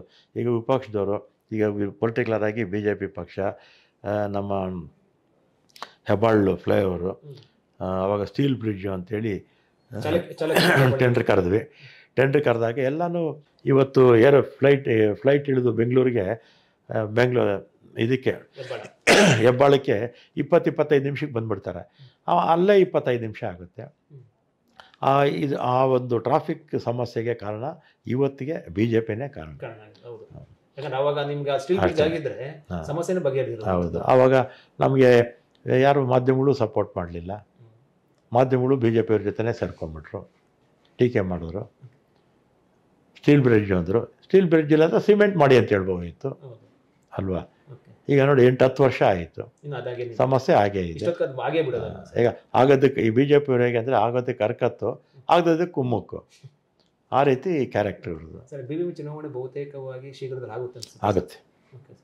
ಶೀಘ್ರದಲ್ಲಿ ಅಂದರೆ ಹೊಸ ಗ್ರೇಟರ್ ಬೆಂಗಳೂರು BBMP 3-4 ಬೇಗ ಮಾಡಿ ಎಲೆಕ್ಷನ್ ಅಂತೂ ಆಗುತ್ತೆ. Okay sir. ಬಹುತೇಕ 2-3 ತಿಂಗಳಲ್ಲಿ ಅಥವಾ ಅನ್ಬೋದಾ ಸರ್? ಸೆಪ್ಟೆಂಬರ್ ಅಕ್ಟೋಬರ್ ಒಳಗೆ ಆಗುತ್ತೆ. ಈ ಚುನಾವಣೆ ಅಂದರೆ ಭಾಳ ಪ್ರಮುಖವಾಗಿರುವಂಥದ್ದು. ನಿಮ್ಮ ಸರ್ಕಾರ ಬಂದ ನಂತರ BBMPಯ ಮೊದಲ ಚುನಾವಣೆ. ಸೊ ಮುಂದಿನ ಒಂದಷ್ಟು ವಿಧಾನಸಭಾ ಚುನಾವಣೆಗೆ ಮುಂದಿನ ಚುನಾವಣೆ ಕೂಡ ಇದೊಂದು ರೀತಿಯಲ್ಲಿ ಒಂದು ರೀತಿ ದಿಕ್ಸೂಚಿ ಆಗುವಂಥದ್ದು. ಸೊ ಏನಿಸುತ್ತೆ ಸರ್ BBMP ಚುನಾವಣೆ ನಾವೇ ಗೆಲ್ಲೋದು? ನೇತೃತ್ವ ಸರ್ ಈಗ ಜನಕ್ಕೆ ಕೆಲಸ ಮಾಡುವಂಥ ಸರ್ಕಾರಕ್ಕೆ ಮತ ಹಾಕಬೇಕು, ಕೆಲಸ ಮಾಡುವಂಥ ಪಕ್ಷಕ್ಕೆ ಮತ ಹಾಕಬೇಕು ಅಂತ ಜನ ಮನಸ್ಸು ಮಾಡಿದ್ರೆ ನಾವು 100ಕ್ಕೆ 100 ಭಾಗ ಗೆಲ್ತೀವಿ. ರಾಜ್ಯದಲ್ಲಿ ಸರ್ ಬೆಂಗಳೂರು ಸಂಬಂಧಪಟ್ಟಂತೆ ಬಂದು ಬೆಂಗಳೂರು ಅಭಿವೃದ್ಧಿ ಆಗಿದೆ ಅನಿಸುತ್ತೆ. ಯಾಕಂದ್ರೆ ಸಿಕ್ಕಾಪಟ್ಟೆ ಕಂಪ್ಲೇಂಟ್ಸ್ ಬರ್ತಾ ಇರೋದು. ಎಲ್ಲ ಹಾಳು ಮಾಡೋದವ್ರು BJPಯವರೇ ಅಲ್ವಾ. ಈಗ ಒಟ್ಟು ಎಲ್ಲ ಇಲಾಖೆಗಳು, ಬೆಂಗಳೂರು BDA ಇರ್ಬೋದು, BBMP ಇರ್ಬೋದು, KEB ಇರ್ಬೋದು, ವಾಟರ್ ಸಪ್ಲೈ ಇರ್ಬೋದು, ಎಲ್ಲೆಲ್ಲಿ ಖರ್ಚು ಮಾಡುವಂಥ ಇಲಾಖೆಗಳಿದೆಯಲ್ಲ ಅಲ್ಲಿ ಎಲ್ಲ ಕಡೆ ಸೇರಿ 80,000 ಕೋಟಿ BJPಯವರು ಸಾಲ ಇಟ್ಟೋಗಿದ್ರು. ಪೆಂಡಿಂಗ್ ಬಿಲ್ಸೇ 80,000 ಕೋಟಿ ಇತ್ತು. ಅವರು ಸಾಲ ಇಟ್ಟೋಗಿರೋದನ್ನು ನಮ್ಮವರು ಸರಿಯಾಗಿ ಅದನ್ನು ಎಕ್ಸ್ಪೋಸ್ ಮಾಡಲಿಲ್ಲ ಅಷ್ಟೇ. ಅದರಲ್ಲೂ ಕೂಡ ನೀವು ಫೈಲೂರ್ ಆದ್ರಿ, ಎಕ್ಸ್ಪೋಸ್ ಮಾಡೋದ್ರಲ್ಲೂ ಕೂಡ ಮಾಡಲಿಲ್ಲ. ಹೌದು, ಮಾಡುತ್ತಾರೆ, ಪದೇ ಪದೇ ಹೇಳ್ಬೇಕು ನಾವು. ಈಗ ನಮ್ಮ ಇಲಾಖೆನೇ ತಗೊಳ್ಳಿ, 5,900 ಕೋಟಿ BJPಯವರು ಸಾಲ ಇಟ್ಟೋಗಿದ್ರು. ಈಗ ನೀತಿ ಮಾತಾಡ್ತಾರೆ. 6,000 ಕೋಟಿ ಸಾಲ ಇಟ್ಟಿದ್ದನ್ನು ಮತ್ತೆ ಅದನ್ನು ನೀವು ಶಕ್ತಿ ಯೋಜನೆ ತಂದು ಕೂಡ ನೀವು ಅದನ್ನ ನಿಭಾಯಿಸ್ತಾ ಇರುವಂಥದ್ದು. ನೀವು ಅದನ್ನು ಅಲ್ಲ, ಶಕ್ತಿ ಯೋಜನೆಗೂ ಅದ್ರ ಸಾಲ ಇನ್ನೂ ಹಾಗೇ ಇದೆ. ಮೊನ್ನೆ 1,000 ಕೋಟಿ ಕೊಟ್ಟರು CM ಅವರು, ಸರ್ಕಾರನೇ ಅದನ್ನು ತೀರಿಸ್ಕೊಳ್ಳುತ್ತೆ. ದೇಶಪಾಂಡೆ ಅವರು ಬೇರೆ ಒಂದು ಹೇಳಿದ್ರು ಸರ್, ಅಂದರೆ ಶಕ್ತಿ ಯೋಜನೆಯಿಂದ ಪುರುಷರಿಗೆ ಒಂದಷ್ಟು ಸಮಸ್ಯೆ ಆಗ್ತಾ ಇದೆ, ಅಂದರೆ ಈ ಯೋಜನೆ ಮಾಡಲಿ ಪುರುಷರಿಗೆ ಒಂದಷ್ಟು ಸಮಸ್ಯೆ ಆಗ್ತಾ ಇರುವಂಥ ಸೀಟ್ಗಳ ಸಮಸ್ಯೆ ಮತ್ತೊಂದೆಲ್ಲ ಅಂತ ನಿಮ್ಮ ಎಲ್ಲ ಕಡೆ ಇಲ್ಲ. ಎಲ್ಲೋ ಕೆಲವು ಕಡೆ ಅಕಸ್ಮಾತ್ ಅವ್ರ ಕಾನ್ಸಂತಿಲ್ಲ ಆಗಿರ್ಬೋದು, ಎಲ್ಲ ಕಡೆ ಇಲ್ಲ. Okay sir. ಅದನ್ನು ಕೂಡ ಪುರುಷರು ಕೂಡ ವಿಸ್ತರಣೆ ಮಾಡಿ ಅದನ್ನೆಲ್ಲ ಮುಖ್ಯಮಂತ್ರಿಗಳು ಹತ್ರ ಅವರು ಹಿರಿಯರಿದ್ದಾರೆ, ಮುಖ್ಯಮಂತ್ರಿಗಳ ಹತ್ರ ಹೇಳಿ ಮಾತಾಡಿದ್ರೆ ಒಳ್ಳೇದೇ ವಿಚಾರ. ಯಾರು ಸರ್ ಮಾತಾಡಬೇಕಾಗಿರೋದು? ದೇಶಪಾಂಡೆ ಅವರು. ಸರ್, ಈ BBMP ಚುನಾವಣೆ ಆದರೆ ನೇತೃತ್ವ ಯಾರು ವಹಿಸ್ತಾರೆ ಸರ್? ಈಗ KPCC ಅಧ್ಯಕ್ಷರು, CM ಇದ್ದೇ ಇರ್ತಾರೆ, PCC ಪ್ರೆಸಿಡೆಂಟ್ ಯಾರು ಇರ್ತಾರೋ ಅವರು ಜವಾಬ್ದಾರಿ ಇರುತ್ತೆ, ಮತ್ತು ಮುಖ್ಯಮಂತ್ರಿಗಳು ಇಬ್ಬರು ಜವಾಬ್ದಾರಿ ಇರುತ್ತೆ. ವಿಶೇಷ ಬೆಂಗಳೂರು ಉಸ್ತುವಾರಿರುವಂಥ ಹಿನ್ನೆಲೆಯಲ್ಲಿ BBMP ಚುನಾವಣೆ ಅವರೇ ಉಸ್ತುವಾರಿ ವಹಿಸ್ಕೊಳ್ಬೇಕು ಅಂತ. ಅವರು CM ಇಬ್ಬರು. Okay sir. ಸೊ ಇದರಲ್ಲಿ ಯಾವುದು ಕೂಡ ಗೊಂದಲ ಇಲ್ಲ. ಸುರ್ಜೇವಾಲಾ ಬಂದಿದ್ದಾರೆ, ಸೊ ಅವ್ರು ಬಂದು ಮೀಟಿಂಗ್ ಮಾಡ್ತಂತ ಅಂದರೆ ಇಂಥ ಪರಿಸ್ಥಿತಿ ಬಂದರೆ ಅಂದರೆ ಶಾಸಕನ MLS ಎಲ್ಲ ಥರ ನಿಮ್ಮ ಪಕ್ಷ ಶಾಸಕನ ಕರೆದು ಮಾತಾಡ್ಬಿಟ್ಟು ಅಸಮಾಧಾನವನ್ನು ತರಿಸುವಂಥ. ಅಸಮಾಧಾನ ಅಂತಲ್ಲ, ಅವರು ನಮ್ಮ ರಾಜ್ಯದ ಉಸ್ತುವಾರಿ ಪ್ರಧಾನ ಕಾರ್ಯದರ್ಶಿ 4 ವರ್ಷನೋ 5 ವರ್ಷದಿಂದ ಇದ್ದಾರೆ. ರೋಟೀನ್ ಆಗಿ ಅವ್ರ ಕೆಲಸವನ್ನು ಅವ್ರು ಮಾಡ್ತಾ ಇದ್ದಾರೆ. ರಾಮಲಿಂಗೇಗೌಡರಿಗೆ ಇಲಾಖೆಗೆ ಎಲ್ಲವೂ ಕೂಡ ಅನುದಾನ ಬರ್ತಾ ಇದೆ ಸರ್, ಏನು ಸಮಸ್ಯೆ ಈಗ ನಮ್ಮ ಹತ್ರ ಇರ್ತಕ್ಕಂಥ ದುಡ್ಡು ಖರ್ಚಾದ್ಮೇಲೆ ಹೊಸದಾಗಿ ಕೇಳಬೇಕು, ಹೊಸದಾಗಿ ಕೇಳಿದಾಗ ಕೊಡ್ತಾರೆ ಸರ್. ಒಂದು ಪ್ರಾಮಾಣಿಕವಾಗಿ ಸರ್, ಇದರಲ್ಲಿ ನಿಮಗೆ ಯಾವುದು ರಾಜಕೀಯ ಇಲ್ಲ ಮತ್ತು ಯಾವುದು ಕೂಡ ನಿಮಗೆ ಬೇರೆ ಉದ್ದೇಶ ಇಲ್ಲ. ಈ ಗ್ಯಾರಂಟಿ ಯೋಜನೆಗಳಿಂದ ಒಂದಷ್ಟು ಎಷ್ಟು ಅನುಕೂಲ ಆಗ್ತಾ ಇದೆಯೋ, ಒಂದೊಂದು ಕಡೆ ಸರ್ಕಾರದ ಬೊಕ್ಕಸಗೆ ಬೆಳೀತಾ ಇದೆ, ಈ ಸರ್ಕಾರದ ಬೊಕ್ಕಸಗೆ ಒಂದಷ್ಟು ಇಕ್ಕಟ್ಟು ಆಗ್ತಾ ಇರುವಂಥದ್ದು ನಿಜ. ಒಂದು ಖರ್ಚು ಜಾಸ್ತಿ ಆಗ್ತಿರೋದು ನಿಜ, ಆದರೆ ಡೆವಲಪ್ಮೆಂಟಲ್ ವರ್ಕ್ಸು ಎಲ್ಲನೇ ನಿಂತಿದೆಯಾ? ಒಂದು ವಾರಕ್ಕೆ ಕನಿಷ್ಠ ಒಂದ್ಸಲಿ CM DCM ಎಲ್ಲ ಜಿಲ್ಲೆಗಳಿಗೂ ಹೋಗ್ತಾರೆ, ಶಂಕುಸ್ಥಾಪನೆ ಮತ್ತು ಅಭಿವೃದ್ಧಿ ಕಾರ್ಯಗಳ ಉದ್ಘಾಟನೆ ಮಾಡ್ತಾ ಇದ್ದಾರಾ ಇಲ್ವಾ? ನನ್ನ ಪ್ರಶ್ನೆ ಏನು ಬಂತಂದ್ರೆ ಸರ್, ಗ್ಯಾರಂಟಿ ಯೋಜನೆಗಳಲ್ಲಿ ಒಂದಷ್ಟು ದುರುಪಯೋಗ ಆಗ್ತಾ ಇರುವಂಥದ್ದು, ಈ ಕಡಿವಾಣ ಹಾಕ್ಬೇಕು ಅಂತ. ದುರುಪಯೋಗ ಒಂದು ನಿಮಿಷ, ಗ್ಯಾರಂಟಿ ಯೋಜನೆಗಳಲ್ಲಿ ನಿಮಗೆ ಫ್ರೀ ಕೊಡುವಂಥ ಬದಲು ಒಂದು ನಿಮಿಷ ಇರಿ, ಅದಕ್ಕೇನಾದ್ರು ಮಾನದಂಡ ತರ್ಬೋದಲ್ವ ಸರ್? ಈಗ ನಮ್ಮ ಪಕ್ಷ ಏನು ತೀರ್ಮಾನ ತೊಗೊಂಡು ಅದ್ರ ಪ್ರಕಾರ ನಾವೀಗ ಮಾಡ್ತಾಯಿದ್ದೀವಿ. ಆ ಮಾನದಂಡಗಳ ಬಗ್ಗೆ ಅದೆಲ್ಲ ನಾನು ಮಾತಾಡೋಕ್ಕೆ ಹೋಗಲ್ಲ. Okay sir. ಅದು ಬಿಟ್ಟರೆ ಬೇರೆ ಏನ ಇದ್ದರೆ ಮಾತಾಡಿ, ನನಗೆ ಬೇರೆ ಮೀಟಿಂಗ್ ಇದೆ ಈಗ. Okay sir. ಸರ್, ಈ ಮುಗಿಸೋಕ್ಕಿಂತ ಕೊನೆಯ ಪ್ರಶ್ನೆ, CM ಮತ್ತು DCM ಇಬ್ಬರ ನಡುವೆ ಕಂದಕ ಮತ್ತೊಂದೆಲ್ಲ ಇವೆಲ್ಲ ಸೃಷ್ಟಿ ಆಗ್ತಾ ಇರುವಂಥ ಚರ್ಚೆ ಆಗ್ತದೆ, ನೀವೇನು ಸಲಹೆ ಕೊಡೋಕ್ಕೆ ಇಷ್ಟಪಡ್ತೀರಿ ಸರ್?